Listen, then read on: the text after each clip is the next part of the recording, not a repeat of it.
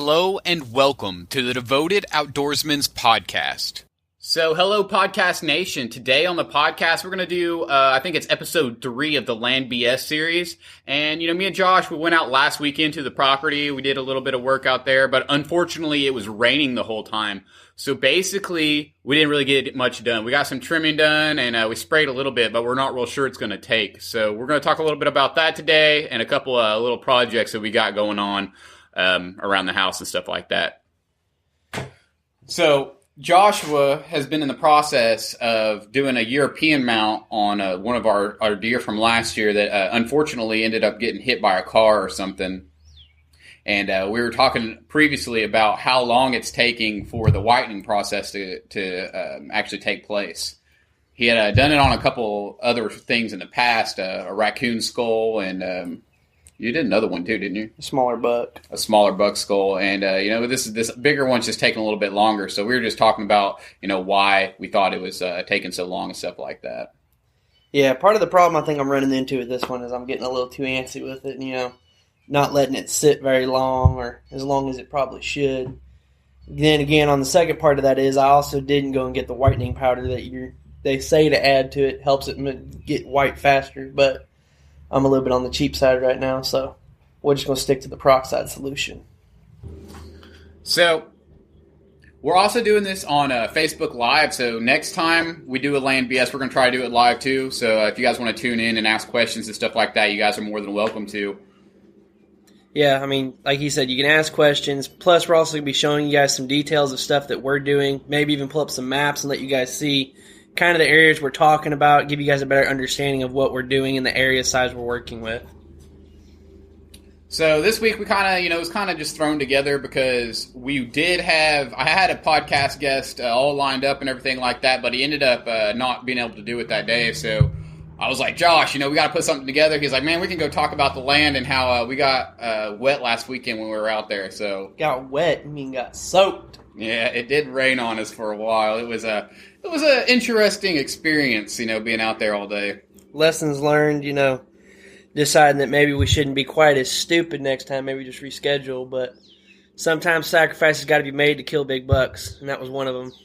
Well, I thought it through at least. I had a spare pair of clothes. I was dry. I brought up cover pants. I just had a shirt that got a little soaked in the process. Yeah, I thought this through for sure. I didn't think it through entirely. I was too excited to get out there is what it was. That's what it was. I was too excited. Well, once we got out there, we did see some promising stuff. We saw a bunch of trails that were worn all the way down, and then we saw a lot of deer sign actually out on the winter wheat. So if you guys check out on the Facebook page, I posted a couple videos this week of the winter wheat field and how high it's getting and stuff like that. But there was definitely a lot of sign around the outside of the field, so we set up a couple more cameras, and we talk about the cameras for a second, man. So that one camera that you set up, was it a month ago when you went out there? You set it up on like a tree that was like I set it up on a tree, and I had to shim it just to get it to sit the right angle. And it had the perfect viewing range for where we've had, ton of does, bucks all come out in this area. I figured, it'd be a good spot to set it up and realized there was a giant worn out trail right in front of it that follows a creek that forms anytime it rains real heavy. I thought it was going to pay off, thought it was going to be good. Unfortunately, Oklahoma decided that it was going to be, windy heaven out there, and smaller tree ain't exactly the most stable spot to put a camera, and so as the wind blew, it knocked my shim out, and we got a lot of pictures of the tree moving at the ground. Yeah, so I didn't necessarily know where Josh had set this up at. I knew he set it up in this certain area, but I didn't know exactly how he had set it up. So when we got out there, he's like, yeah, man, it's right over there. So I'll go over there, and it's on a tree that I bet, it's not even an inch. It was more than an inch. It was more than an inch. And all I see is this little bitty tree, and then a trail camera just dangling. So I'm like, okay, awesome. I open it up, batteries are dead, obviously, because it probably took, 20,000 pictures or however many. So we pull it out. I put the card in another camera just to see what the card says, and it says full. So obviously we had this experience last year, which where Joshua set up a camera and what did he get, like 16,000 pictures? Yeah, we had it set up for taking a burst of 3 pictures, like every 5, or what was it, 10 seconds? Yeah. Or something like that, and we ended up with like 16,000 pictures and only about 1,200 of those pictures were actually deer. We got some pretty good pictures of grasshoppers though, man. Man, we got some wicked pictures, close-ups. I don't know necessarily what the scoring chart is for Boone and Crockett on a grasshopper, but there's some big. I bet we got some record holders out there, man. Some of them were pretty dang big. I bet they'd make some pretty good fishing bait too, though. Hey, why didn't we think of that? Could have brought some of them back. Well, so like we were saying, is we got out to the land and we knew it was going to rain, but we had this day planned for like a little over a month.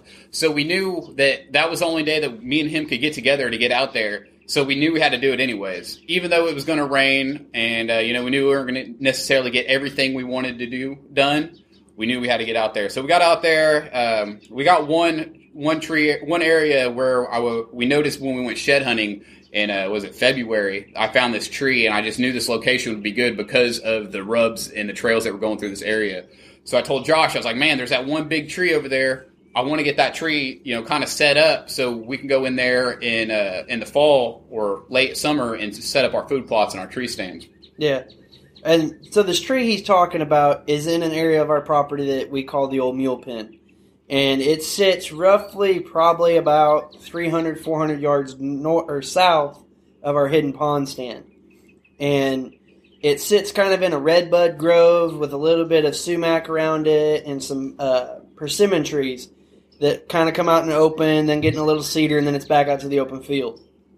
And so, like he said, we went shed hunting. We'd started on the fence line out by the field, worked our way up to the top, turned over, found a dry pond, and worked our way back down and started finding all these trails where they were crossing. And we found a whole bunch of heavy, worn-out areas, and like he said, he happened to look up at the right time and notice this tree while the rest of us were staring at the ground. And it's a fairly good setup tree, and the way we work the area and the way it's all set up is it provides enough cover that the deer will want to come out, but it also provides enough sunlight down that we can do a really good food plot. So like he said, we went in, we trimmed out some small saplings. We trimmed out, vines, grapevine and stuff. We sprayed a little bit. The area doesn't drain very well, so we're thinking maybe it might have soaked in what we sprayed. Might not. We'll see when we go back out. We're hoping for the best, though. Well, so let's get back to the reason I picked this tree is because, like a lot of you guys know, if you do listen to the podcast or if you follow the Facebook page, there's a certain buck, we named him Tank, that kind of played games with us last year, and he was coming into a certain area where we had a feeder set up. He was coming in like 5 minutes after dark. Like he was coming in right after dark, just to where, we probably would have already been gone. And it was way past shooting light. So I was like, man, this year I'm going to cut him off. I'm going to figure out where he's coming from. And I think from the pictures we have, I think he's coming from this trail. That's why I want to set up in this spot, this particular spot. Plus, in the late season, once they cut the soybeans out of the field, there's not any food source out there. That's why I want to kind of throw in that small little kill plot, if you would, in that area. That way we have a little bit of something that will pull deer in even after they cut the fields out. Yeah, like you said, Fred goes out there and he'll cut that soybean down a little earlier than everybody else.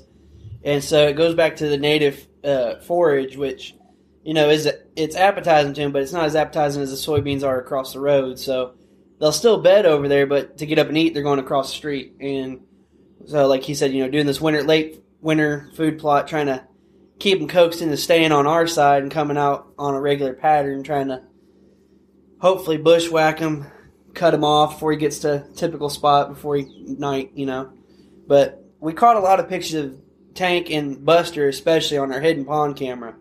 And the directions in which they came, we're kind of trying to set it up to cut them off if they will some reason maintain that pattern from last year. So hopefully we can get, out there in time and cut them off. Well, I listen to, I like the jury, so I follow a lot of their stuff. So anytime I see that the juries have been on a podcast or the juries have done something like this, and especially Mark Jury, so like he talks a lot about annual patterns, and that's something that I'm hoping to be able to prove with this deer with myself, so I can have a little bit of an experience, so I can talk about that in the future. But I'm going to pay a lot of attention to that this year just to see if this buck Tank actually shows up in the same areas on a pattern as he did last year. Yeah, so like you're talking about that pattern now. we also did that work on the north side of the North Pond. Yeah. Trying to help create, that flow pattern and stuff. So with, trimming and everything like we did over there, still need to go back and do some more. How do you think that's going to play out with the whole flow of that side? I mean, with the recent information we've had from this last year, with the way they feed and bed and everything, how do you think that's going to play out this year with us changing it up? So I definitely think they are bedding down in that thick cedar area over there. And I think with us planning just something, because last year we pulled out all of our feeders and everything pretty early. So this year, I think with the feeders that we'll have in place, and once we have the food plots and everything out, I think it will give the deer a little bit of that extra, reason to come out a little bit earlier and to come into the areas that we want them to come into. Okay. Especially where we put that food plot on the end of that pond, on the end of that north pond. I think that's going to be an ideal location because we know even in late season, we had a lot of information with deer coming to that north area of the property right there in that little valley. Between there and, the hidden pond area. That hidden pond played out great. I mean, every time I'd sit over there, even if I couldn't get a shot off, I mean, I had bucks everywhere, ranging from yearlings up to 2 and 3 year olds. Now, I did manage to see Tank and Buster, as you guys have heard before. Unfortunately, they decided to, stay out of range of whichever weapon I had. But, like he said, that North Pond area, we're looking real forward to that because late season, I had, late in the day, right around dusk time, there's a whole bunch of does that come out. And previous history of stuff I've seen and I've tried, and I'm sure you've tried it, a down doe will most likely usually attract a buck. And hopefully, you get one of them down and get one of the big boys to come out and investigate. And if not, I mean, at least you got a doe down. But adding all that extra food source, maybe we can coax them out to come out of more areas down there instead of just that one side on that corner. Yeah, because that one side is a little bit of a difficult area to hunt. That's actually your dad's side. It's kind of like, so basically this property is a big, rectangle, but on one corner where his dad has some land, it kind of L's out a little bit. So there's like a little, I don't know, probably 10-acre square over there that's just basically it's just a field. Like there's nothing really there. Kind of feeds into this valley with the creek at the bottom, and it's just a field. But the deer cross the highway. There's a highway right in that area, and the deer cross there a lot. So we know that when the deer come across there, they're coming down into this little field area, and then they're going into that valley, and then down into the northern pond area. Yeah. So hopefully we'll be able to get in there with that food plot we're planning, and we'll be able to cut them off in between. Hopefully we can cut them off, maybe even get Dad or your dad out there on one since, Dad decided to go create those natural blinds and call them the old man stands. Easy to get in, easy to get out, and you can sit there with your coffee. You got the road backing up behind you, so there's plenty of noise, so you don't have to be entirely too quiet. Close enough that he can get a signal, so you can watch some sports in the meantime. My dad grew up hunting, going up in the mountains and stuff with his dad elk hunting a lot, so the Oklahoma-style hunting where you sit and stand or a blind and watch for him is a little difficult for him. He's kind of impatient. He likes to get up and walk around, so it's been a little bit of a challenge to get him to sit down, but he likes to create things, so with creating these blinds and stuff, he's pretty excited about them, but like Rob said, hopefully we can get in there, even get Dad or his dad in there, cut one of these deer off on the way in or out, and hopefully get one of them to put one down. Yeah, and we got a couple other areas on the east side of this property that we're going to set up we're going to try to set up like a ladder stand of some sort, maybe a buddy stand and a blind on that side. And because we know in the early season in October and before they cut all the beans out of the field or whatever he may plant this year, because I don't know, Fred might swap it out this year and go to corn or like a Milo or something like that. But I'm sure whatever he plants, the deer will be drawn into, and I'm sure they'll be eating that well until they cut it. So I think that side of the property will be something we focus on in the early season. With that buddy stand, maybe we can get, one of our little brothers or somebody out there in that youth season to get one down. Yeah, definitely. Or even one of the kids, maybe. I mean, get them out, get them an experience just for once, just to sit with us or something. Well, yeah, definitely get them out just to sit with us. That's something I want to do. I want to focus a lot on this year is I want to try to get them out and just to spend a little bit of time, especially in the early season when it's kind of warm still and, we don't really care because the deer are going to, the pattern's going to change. And I'm not saying it's not ideal to see a big buck in the early season, but it's unlikely for us to see one in daylight, I think, on that side of the field in the early season. Yeah, I mean, this last year, like, Rob, we've mentioned before in Land BS, we do hunt public land, and last year was the first year we had really gotten permission to go out here and do anything, and so I was doing more recon, kind of going out there looking to see what was going on, trying to get a better feel for it, going into late season and all that, and Rob was out working in the public land trying to find the spots to go out there, which thankfully he did. I harvested my first bow buck. Yes, sir. But, getting out there by myself and stuff and kind of figuring some things out for myself, because I say I'm fairly new. I've been hunting for several years now, but you introduced me, so there's still things I'm trying to figure out for myself. But getting out there and just sitting down and seeing the movement and everything, and seeing the patterns and everything, there were quite a few young bucks that would come out, in the morning and stuff when I'd be out there. They'd get fairly close. Thankfully, the scent control stuff we had at the time was working really well. I'll post a video up sometime soon, but we had one of our little 1.5, 2-year-olds.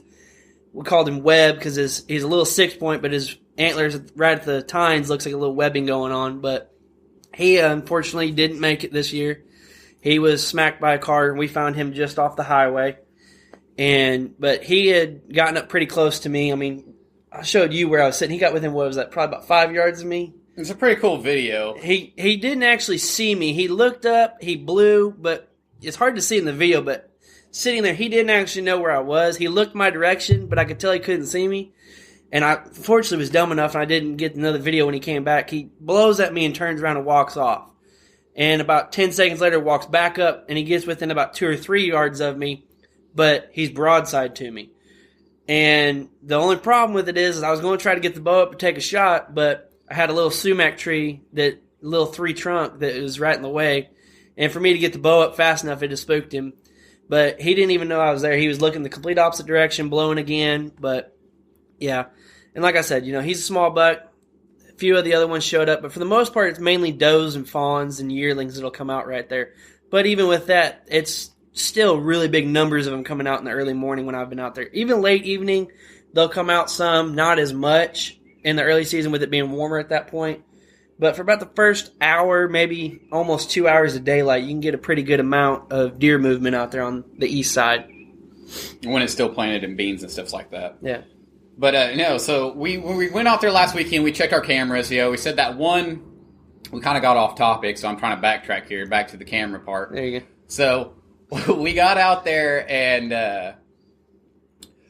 that one camera, it was down, and then we had the camera on the pond that, I don't know if you guys follow the Facebook page, there's some pictures on there from, like February, of when we had set the camera up, trying to get some pictures to see who had made it. And we had a bunch of rain. It rained like straight for a week. We were nervous we were going to get pictures of catfish. So, yeah, I was worried that my camera was going to drown, but it ended up not. And then the water ended up getting about, I don't know, what would you say, like 3 feet away from it, a couple feet away from the camera. I'd say probably about 3 foot.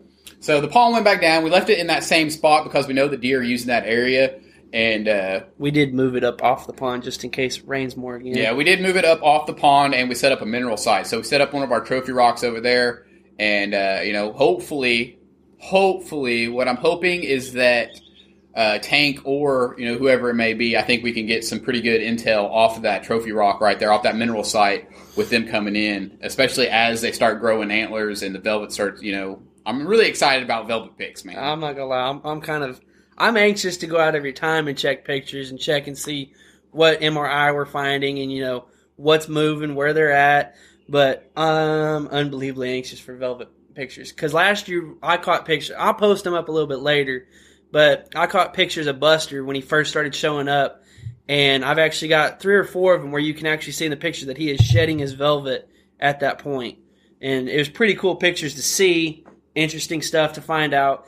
Now, this camera he's talking about, just so y'all know, we moved it back to a tree that it's been on. We've set a camera on before on Hidden Pond. Had great success. It's a little bit safer of an area. It's not really down close to the water. But right about where that camera's at, about, what would you say, 10 yards away, 15 yards away, is that stand? Yeah, probably 15 yards. Yeah. And so that stand is, one of our hot spots. So hopefully we can, get Tank or Buster in on this camera consistently. And with that food plot just south of there, maybe we can cut one of them off or catch them right there in time this year. That's what I'm hoping. I'm hoping that camera set up and that food plot is set up in a good position. That way, when we do start getting photos, because I don't want to be on that side of the property until we know they're in daylight. So, after we plant food plots, and I mean, we might set cameras up over there, and then from time to time, we might sneak in if we have the ideal conditions for us to sneak into that area with the wind and everything. Because other than that, I don't want to be on that side of the property until after they cut the beans. So what we'll do is we will watch until either one of our shooters shows up on a schedule, or we get a cold front. If we get a cold front in October on a evening, or maybe even in a morning hunt, but it would have to be ideal for that on an evening. If we get a cold front that comes in on the second half of the day, so let's say a cold front comes in at noon, or starts moving in at noon, I would like to be in that position on one of those little food plots, because I think it's going to push the deer to move a little bit earlier, and I think that it would be a really good chance for us to get one of our bucks down. Well, it's like back there in muzzleloader last year when that cold front moved in, and I had you sitting over there off that north corner where you got lucky and saw all those billions of deer and everything. I was sitting on the ground over by Hidden Pond because I had to re-secure that stand, and I didn't have the strap with me at the time, so I just sat on the ground. And with that cold front being in, we had an impressive amount of bucks, especially on that side, moving. So, like you said, that cedar area back in there, we know they're bedding over there, but it definitely is an area that early season, you only really go over to that side when a cold front is in or moving in. That's the only time I'd go over there. Yeah, so it's going to be primarily a late season area on the west side of this property, because we don't want to pressure the deer too much, because it is a fairly small property, and we're really hoping to be able to get one of our shooter bucks off there. So we're going to stay out of there the best we can. And I think the placement of everything that we got going right now with the food plot by that northern pond, and with the food plot we're putting in the elk pen, or not the elk pen, in the mule pen, I think we will have good positions on both of those in order to get on these bucks when it comes that time. Yeah, for sure. The other thing we have an advantage of here is the way the property is set up. We're talking about cold fronts and everything, but we also got to talk about wind. Because, you think about it, you don't want your scent blowing right up to them and then, oh, okay, this was a bust. The one thing we have an advantage with here on this property is 90% of the time the wind always plays to your advantage out here. The way it usually comes across, it's coming from across the highway and going right through the middle of the field where your scent really isn't going to trap or catch anything. So with them coming out of the sides or hanging out on the sides, we have an easier advantage to get in there quietly, hopefully, depending on how dumb we are carrying stands. But we can get in there fairly quiet, get set up, get ready, and then hopefully they just walk out at the right point, right time. Dude, hopefully we won't have to be carrying any stands in. Hopefully we'll get the stands and everything all set up in, August or something like that. I know you got your kid on the way, but hopefully, we'll get them set up at some point, even if it's just something where I need to go out there one weekend and set them up, because it won't be a big deal. And like we were saying, since we're going to be, getting the cameras up in there, from time to time, we'll probably have a camera, you'll be filming or I'll be filming, and somebody else will be hunting. And we will set up a permanent stand, like a strap-on stand in one of those trees. And then I think what I'm going to do is I'm going to take my climber, and whenever we decide to hunt one of those stands, whatever it may be, we'll just take that climber in there, we'll climb up, and we'll sit it in a fixed position, and then you can just hunt out of that. That way we have more stands to spread out, because, we're not necessarily, making a lot of money at this, and we're not necessarily making, we're not, rich in real life either, so. We're in the early stages of making money. Let's put it that way. We're thinking optimistic here. Optimistically, we're in the hole right now, but sacrifices got to be made, okay?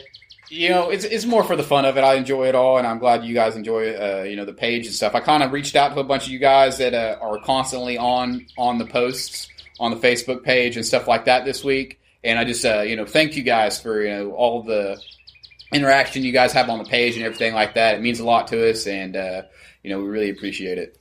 Yeah, for us, this isn't, just something we want to do to help everybody out, but it's something we enjoy doing, getting in the outdoors and all that. We just want to share the knowledge and stuff we're learning. Even, for experienced hunters, maybe share something that they didn't think of, or even for beginner hunters, help them, get involved and help them out with their situation. Maybe get them drawing in on some different things, tactics, products, something to help them out. So I think, what is it? So right now it is the end of April. I think we're going to try to go back out towards the end of May and spray again on these little food plot areas that we're wanting to do. That way we know for sure it'll take, it'll be a little bit warmer and stuff like that. And we may even put some corn and stuff out when we go out at that point. Might have to take the weed eaters back, do a little bit more trimming since, a little cold. They didn't want to start and run. Oh, yeah, that one weed eater just didn't want to run at all, but whatever. It'll happen. We'll get it all taken care of. But yeah, like you said, going back out at the end of May, hopefully getting that stuff sprayed down. And, maybe even getting out there, maybe finding some MRI that had changed since the last time we were out there, seeing how well the stuff took. Maybe they've worn out stuff. Maybe with clearing what we did, if it changed their pattern at all. See if we can just catch some different tracks and patterns that they're on. Dude, what I'm really excited about is I'm really excited about Velvet. I'm really excited to see. Mostly I think it's just because I got Tank on my mind, so I'm really excited to see if he made it and if he did, what he turns into this year. Because last year I'm going to say he was probably in the 140s, maybe even closer to 150. I don't think so, but I'm not really good at gauging stuff like that. So I won't really know until I get him on the ground and look at it. And sometimes I'm one of those person, like I'm that kind of person that I see a buck that's a 140 and I'm like, dude, giant. He's a booner. We got to get him. But we'll see what he turns into this year. And especially with what crop that Fred decides to plan out on that field. I think that will play a huge role in how much antler growth we actually end up seeing this year. I think we're in for a good surprise this year. I can't guarantee that he, like you said, he's going to be a giant again or not. But just off the pictures we're seeing right now with the bucks, their body size is rivaling what it was last year. And it's early season, so they obviously have a good food source that they're maintaining throughout the year. But it's not early season, it's spring, sir. Spring season, that's what it is. But, kind of getting through and just seeing, hopefully that they'll, maintain that body weight and it turn around and provide them back with those giant antlers and that giant body as well. So hopefully you'll get your 150 this year out of him. But dude, then again, could be wrong, could be smaller, and then again, he could just be that giant that you've been after. Dude, or someone else might show up. We don't know. We don't know. We'll just have to see, dude. There's enough does in that area. That'll attract something. That's something that we do need to focus on this year. I do believe on this property is I think we do need to focus on a little bit of doe patrol. Because, I tried last year. Yeah, I know. I'm just saying I think early season for sure we need to focus on doe patrol because that one picture we had, I bet there was 20 deer in that field. I bet there was 20 does. Well, you can't really tell right now because a lot of them don't have antlers, except those couple bucks that we did have on camera that still had antlers, which is kind of weird, Old Goof in the 5. Yeah, there was a couple of little small bucks that still had antlers. But, we got some pictures on the trail camera last week when we pulled the cards of a field that had probably 20 deer in it. And I'm going to say probably, I don't know. I'd say majority of them were does. Even if the half of them were does. I still think we should focus a little bit on doe patrol. But, one doe to one buck ratio is pretty good if that is what it is. But I don't think that's what it is on this property. I think we're more to like a 2 to 3 doe to a buck. There's a lot of does. There are. There were a lot of does last year. That was one thing I noticed. Especially even getting pictures of the yearlings and the fawns with them. Once they start getting a little bit older, you can obviously start telling doe to buck. And there were quite a few yearling fawn does compared to button bucks. I think we had 2 or 3 button bucks, and there were like 7, 8 does. So, like you said, that doe patrol might be something we really need to focus on this year. Yeah, but our minds are really set on, Tank and Buster. We're hoping that they made it through the year, and we're thinking they did because we got a couple of mature bucks on camera for sure. We got one of them for sure is a mature buck. He's already, what is it? It's the end of April, and he's already got like 4 inches of antler. 4 inches of antler in height and probably 3 inches at the base almost. Yeah, I'm exaggerating there. It might be like 1.5 inches maybe. But in velvet, it's they just, look you can bigger. tell it's clubs on his head. Yeah, he's got some pretty big nubs on his head already. So we're pretty excited about that one. To see who it turns out to be, or if maybe, we had some up-and-comers last year. We had Captain last year. There was a couple other, little basket rat bucks that could have potentially turned into something this year. I was going through those pictures on that card, and I went back and, like an idiot, I deleted the card before going back and saving that picture, but I'm pretty sure I caught Captain on camera. I can't tell for sure, a little blurry on the imaging, but I'm thinking it's him because last year we noticed, he had the hook on his brow tie. He had the chewed off tip on his ear. But one key factor we were able to find out how to identify him is he's blind in his right eye. And the one buck I caught on the camera, I could tell there were a little bit of, antler growth already, but he was definitely blind in his right eye. So I'm hoping that that's Cap. He was a cool deer, real lot of character in him. Would like to see that he made it through. Well, we got to hope that Broken 8 shows up too this year. That deer his antlers were fairly large in mass and they were fairly tall and wide, but he'd obviously gotten in a fight early in season, right before season, and on his left side, just past his G2 was broke. So, either he got in a fight with a tree and lost, or he got in a fight with someone else and lost. Who knows, dude? It could have been something that was damaged, when he was still in velvet, though, too. You got to think about that. Could have been that. Didn't even think about it. Because, once they go hardhorn, in September, second week, third week in September, a lot of times, once they go hardhorn, there's a big change in, their pattern. And that's when I think we lost Cap last year, was when that change happened. I think, because we had good pictures of him, and then, we went hardhorn, and I don't think we ever got any more pictures after that. We got a handful over there on Hidden Pond of him, but after he went hardhorn, we had, I think, 3 weeks worth of pictures of him, and then I think he transitioned over to Mike's property across the street. Because Mike has a whole bunch of different plants he crops throughout the year. And so he has corn, soybean, all kinds of stuff. So, it'll be interesting to see. But, getting a little bit off topic again, we need to get back to it. We talked about it a little bit earlier about this North Pond and how just north of it, a little bit, kind of northwest of it, we have this corner area where they come out a lot. Well, tucked back between the pond and that corner is a little sumac grove with a persimmon grove. And it's got a lot of grass growing in it and stuff, so we're wanting to go back out there and trim that down and go in there, spray, and plant a winter food plot in there for those tom stands. Well, now, kind of about, what would you say, probably 150 yards behind that, 200 yards behind that's that little field? Yeah. On the North Pond, there's a huge dam on the side of it that goes down, and it's actually part of this little clearing field is on our property, and part of it's on the next property. And they like to come out and, kind of cross. There's a lot of trails. And we're hoping that maybe we can set up a camera and a little food plot on our side and draw them out of the timber a bit and bring them across the fence where we can get them with a bow or something. But we plan on getting some pictures of that, maybe showing you guys some work we're going to do with that this year.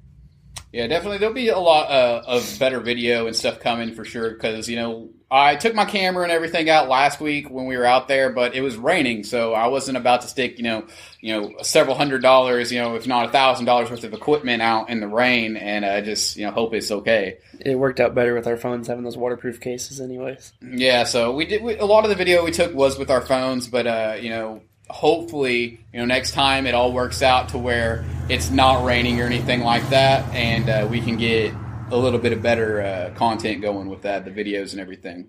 Yeah, and like you said, that the rain and stuff made the videos a little bit hard to hear.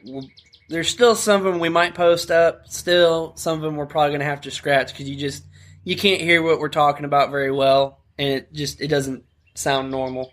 It just sounds like rain's pouring in the background, which it was, and that's why we got wet. And that's why we didn't use my DSLR or anything like that. We talked about these food plots and stuff in these areas we're working in. We didn't really talk about the patterns and stuff that we saw, the trails, and how we're, going through and trying to help improve those trails and kind of create a little bottleneck funnel area for them to come through. Yeah, so in these areas like the we'll call it the mule stand because, that's what we might as well just call it. Yeah, because it's the only stand we're going to have in that old mule pen. So this stand, I set it up tactically for tank. But, there's obviously a lot of deer using this area. They're coming out of the thick timber on the other side of the fence and feeding into the big field where right now is just winter wheat. And, hopefully will soon be, whatever Fred decides to plant this year. He planted soybean last year like we discussed, but hopefully it'll be corn or a Milo or something this year. And it'll still draw the deer through the same route.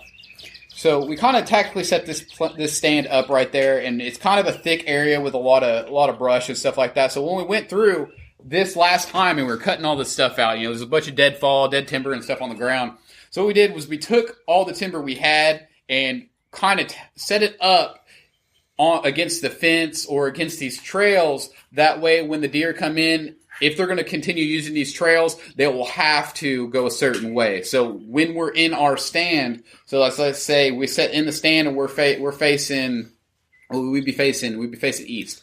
So we're sitting in the stand, we're facing east, and they'll say the deer come in. We got a trail on this side coming across the fence, going out towards the big field. And we got another trail to the north of it coming out, over the fence and coming into the big field. So let's say we're in the stand, we have shots on both sides and in front of us because we got a good trail in front of us too, coming out of the mule pen going towards the big field. So hopefully, with the way we've got it set up too, is that the cameraman, whoever it be, has a better chance at catching some of the deer movement before the hunter and can get the camera set up, gives better angle. That way you guys can, get a better image and video of the actual hunt itself. But the main reason we created these bottleneck areas, one, like he said, to kind of keep them on that trail and kind of direct them more at an angle for us to get them. But it's also natural, something that they're not going to not notice, not recognize, kind of freak them out or something, but something they're used to. We still left some of the other trees and stuff set up so that where we can catch the movement, and by the time they get up and over the fence, they're going into this area, it gives us time to get the camera set up, get the bow drawn up, ready to go. So by the time that they come past it and it's in a shooting spot, we're already set up and ready to go. Yeah, some of the trees, left some trees there. That way the deer would have a blind spot if they stayed on that trail. If they're walking that trail, there's especially the one to the north of that stand. So if that deer, let's say the deer jumps the fence, so we can catch them jump before they come across the fence. We can see them before they come across the fence. So once they come across the fence, there's a big cedar tree right there, and hopefully what they'll do is they'll keep continuing going straight on that trail. And we had already noticed. So we'll have the camera set up, and whoever is hunting at that point in time will be able to get drawn back and everything and have that 20-yard shot, that 30-yard shot right there. So I think the farthest shot we'll have where you can actually get a clean shot, I say clean shot, a decent shot, is about maybe 30, 35 yards max. Yeah, there's a couple spots that might push 40, but I mean, other than that, it's pretty tight, and I think it'll be good. I think the deer will feel safe in there as long as we keep the pressure real low, and we only go in there when we know that we have a good opportunity to harvest one of our shooters. Yeah, for sure, and hopefully we don't mess it up.